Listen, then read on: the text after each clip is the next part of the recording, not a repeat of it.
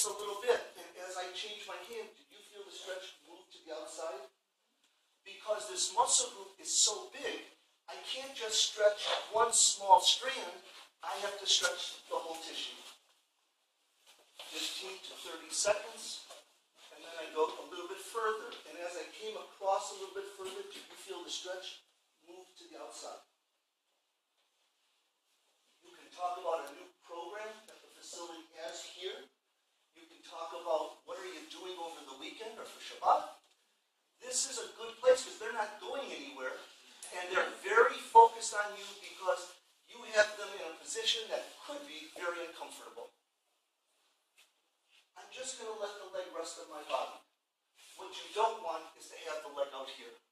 So if you have a 200-kilo person, even the smallest of you can hold them in this position. This is a very vulnerable position because if I go too far, she's going to get hurt. So I have to still get her to trust me. So I just make sure we have right position, gently push the toe down, and if you start to feel that pull behind the leg, and I'm just going to hold 15 to 30 seconds.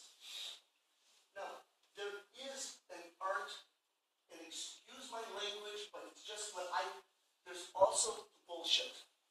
And the bullshit is making sure that even though she's doing perfectly right now, I would always make sure that the knee is in the right position, and I'm double checking, and I'm doing everything I can, because even though she's doing great, I want her to know that I'm not wandering, and I'm just focusing on the very, very specifics for her.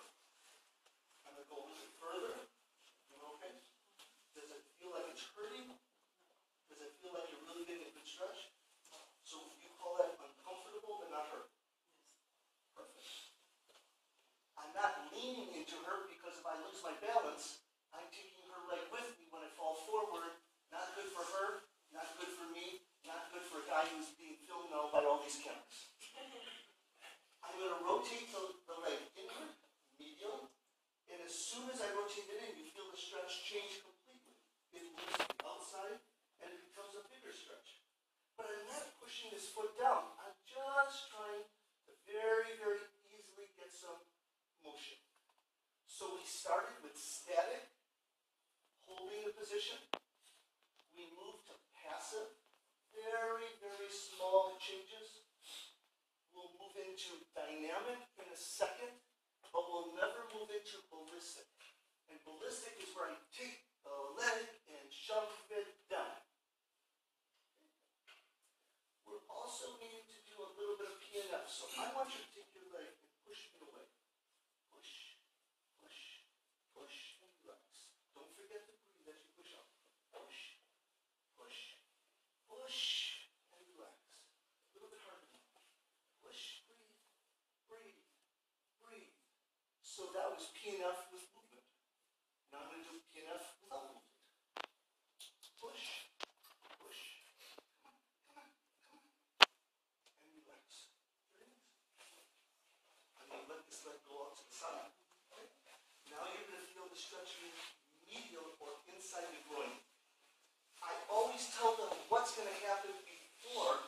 In this environment, we have this relationship. She knows I'm not going to hurt her, but now I take a new client, and I'm in the middle of the floor with all this action, and I take this woman's leg and I stick it off to the side. It may not be comfortable for her by having this position. So I always want her to know what's happening before it happens. And as I start to do some very, very passive stretching, you're going to say yes if you agree. You're going to feel the stretch immediately and moving up into the groin. Okay, good. And then if that toe starts to slide away, gently pull the toe down, and when you do, you feel the stretch engage a little bit more. Perfect. Now the truth is, on this side, we're already there. It's already been released. Because inside the tendon, there's something called the Golgi tendon organ. G-O-L-G-I. And the Golgi tendon organ is a stretch monitor. It monitors how much stretch is going on inside the tendon. Its whole purpose in life is to make sure you don't tear or rip a tendon. So every time there's a force or a stress put on the tendon, it initiates a reaction that pulls tight and says, I'm not going to let this tear, and you become less flexible. But the Golgi tendon organ also will allow that tissue to ease up and stretch further as we stretch out. Because I'm not doing anything ballistic, the Golgi tendon organ is literally saying right now, oh, she's not going to do something dumb. I'm willing to release that tendon and allow it to be more elastic as opposed to pulling it together so it doesn't get too tight, which is exactly what we knew was going to make this a successful experience. Great. Every single client, no matter what, does this routine the first day that they're in our facility. It makes no difference if they're a gold medalist or if they're 250 kilos. The 250 kilo person might do this for 2 months.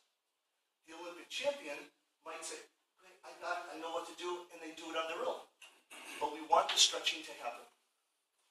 So in the car last night, when we were driving back from the hotel, one of the questions was, and I'm kind of extracting from it, is warm-up important? The ACSM clearly says, and the scientific literature clearly says, that stretching in a cold position like we have here is worthless. Not just so bad. It's worthless, doesn't do anything. And yet, I'm telling you, what we do is, it's a mandatory. Because we have found that it's not just the stretching, it's the hands-on. She starts to trust the trainer that I'm not going to hurt her. It's a time for communication. It's a time for time out just to slow down. I'm going to let this leg come across a little bit, and you're going to feel the stretch move out. And each time, I'm just trying to hold the stretch. Now, note, in this position, again, I won't do anything inappropriate. I'm not putting my hands here or here or here. It's very, very careful to keep my thumb and my first finger on the outside so she doesn't feel uncomfortable. Where is he going next? And then I'm going to tighten up being concerned. Okay. Good.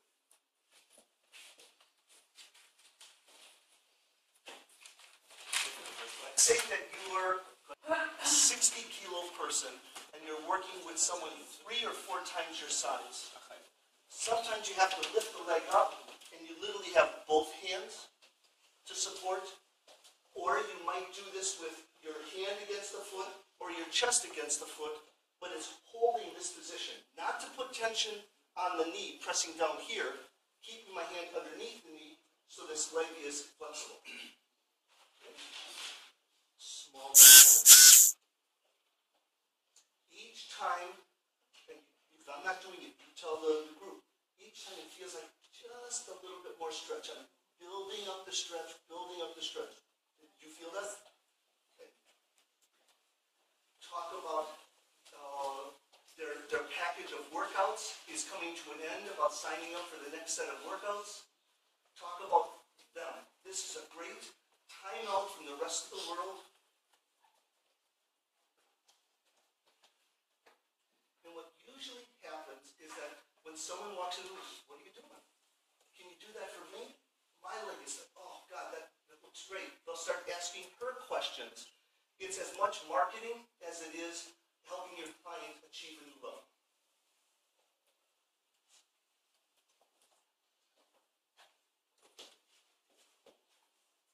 Move close. Gently push the toe down. I'm just going to move forward just a little bit. And you start to feel the pull behind the leg.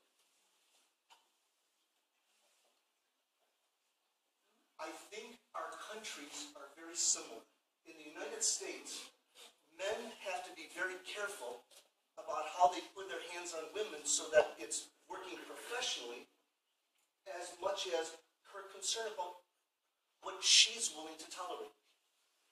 In this country, not only do you have that, but you also have religious issues that some people may not want or cannot be touched, and I think you have to respect those issues. So you tell people in advance what's going to happen, and then they can make a choice. Maybe a female trainer is appropriate, or vice versa, whatever it might be. Let's as soon as you stretched out, you should feel the stretch engage, but when your knee was bent, it eased up. Is that correct? Good. The other leg should be bent too, that doesn't matter. I'm sorry? The right leg is bent. Is that important? Or it doesn't matter? Don't care about it at all. Some people like to have it stretched out. Some people like to have it bent. This leg's already successful. Okay? We've won. Let's rotate in. Just from the hip. And keep this leg straight. Now, if you would take your hands and stretch them over your head, just kind of stretch them, but just hold it right there. And as you feel more comfortable, go another inch with your hands. Stretch.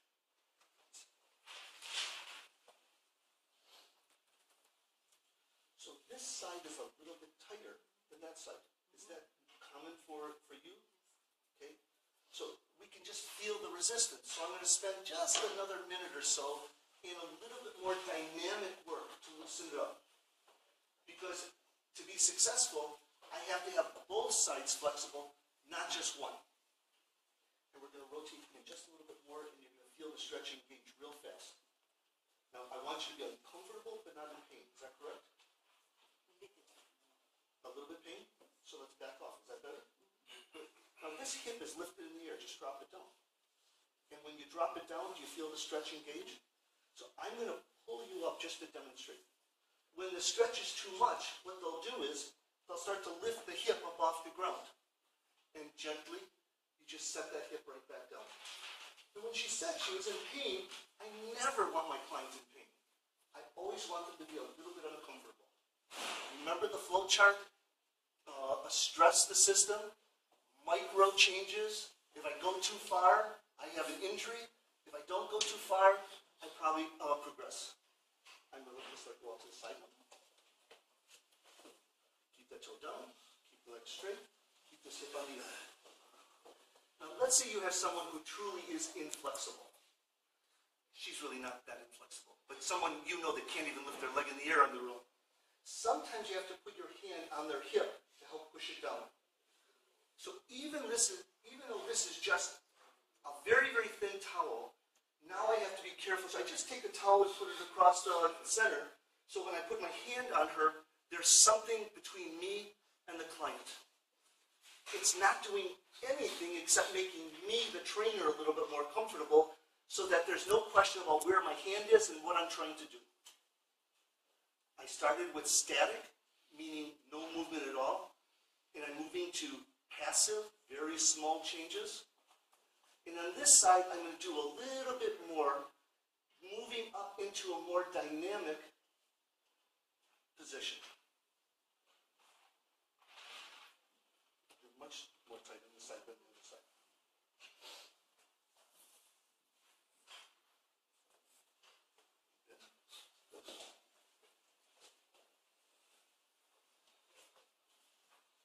Now, some of you may say, are people really willing to pay $150 to $200 for one of my staff to do this? We do more flexibility than anything else. Because with flexibility, athletic performance is improved. With flexibility, stress is reduced. With flexibility, injury prevention or injury rehabilitation. We do lots of this. This is not just a side business for us. This is a big business for us. Come across. And now you should really feel it in the hip and buttocks. Because this side is so tight, if you were to work together, it's noticeable how much tighter she is on this side. That probably means a couple things. One, I know exactly what her mother feels or looks like. It has the same thing, genetics. Two, she may have fallen or had an injury at some point and it never really stretched out or recovered. Three, she sits a little bit awkward in her seat, in the chair, in a car, at work, wherever it is, and one side gets more tight than the other. Four, I have no idea why, it doesn't matter. I still need to be more flexible. Coming across. Let's push that back down. There we go. Stretch your arms out again. Stretch. Don't forget to breathe. Okay, push me away. Push, push, push. push, and relax. Push, push, push, and relax. Good. Don't forget to breathe. Push, push, push. Now some of you say, does she need water? Could she get dehydrated? She's working hard here. You better make sure that there's water in your body. Push, push, push, push. And now we're going to do PNF without movement. Push, breathe. Come on, come on, come on, come on. And relax. Push, breathe. Relax. Very nice. Same towel. This one is obvious why we're going to use the towel. The towel means nothing except a physical area. I'm going to put your feet on my hips. Okay? So now we're in the middle of this facility. We have 10 or 15 people, and Jason from the United States is over his client like this. What could possibly go wrong? So I tell her again, what's going to go on? But I for sure put a towel between us because that's as much as a meter stick, but it's just giving both of us some protection. Gently, I'm going to take your legs and move them out. Okay? Notice that here, there is a physical difference. I am not right up next to her. I make sure that I have some distance between her and me. Gently, I push down, and this is, you just got to let them relax because they're going, I was willing to trust you on the other stuff, but I'm not quite sure I know what's going on here. So I'm going to be moving towards you and forward. You're going to feel it in the stretch, in the groin, and inside, immediately inside the legs. Do you feel that stretch? She's so vulnerable here. I could hurt her and hurt her terribly. So all my hands are doing here is just to remind you, just let it relax. Forward and back. And breathe. And back. And forward. And now we're going to do some dynamic work. Just around the hips. Just around the groin. Now, do you feel like it's a big stretch? Do you feel a little bit vulnerable in this position? Good. Now I'm going to make the stretch bigger. Okay? Nothing's going to happen fast, I promise. So now I'm going to use a little bit of tension with my thumbs. And when I come forward, I'm just going to push out just a little bit. Do you feel that increase in stretch? Come back. And forward. And back. Take your arms and stretch them one more time. Way out. Way, way out. Breathe. Breathe. Breathe. And relax. Very nice. Come to a seated position. Let's just make sure that your shoulders are okay. I'm going to put one hand down the center of her back, just to give her some support. One hand gently on her shoulders so they're not pulled forward. Lift your hands right up to the ceiling. A little taller. One more time, a little taller. Now the stretch is going to come from the hips, not from the back. I want you to lift up, touch the ceiling, and reach all the way over and touch that window in front of you. Reach, reach, and keep going past your toes. Keep going. Touch your toes. Let's see where they are. Can you get your wrist there? Almost. Okay. All we did, this is with a cold body. The Golgi tendon organ eased up. It allows me to get this done. But the truth is, I also cheated. And the cheating is, when she was on the ground, I had her start to stretch her arms up over her head. So when she did it the first time, her arms were here. And when she's doing it the next time, her arms are here. But I don't want to make a mistake and not have some success. So let's start again. Lift your hands straight up in the air. Stretch up. Again, up. Now from the hips, go forward. Breathe. Breathe. And there she is. All we did was allow the tissue to do what it's designed to do. Almost never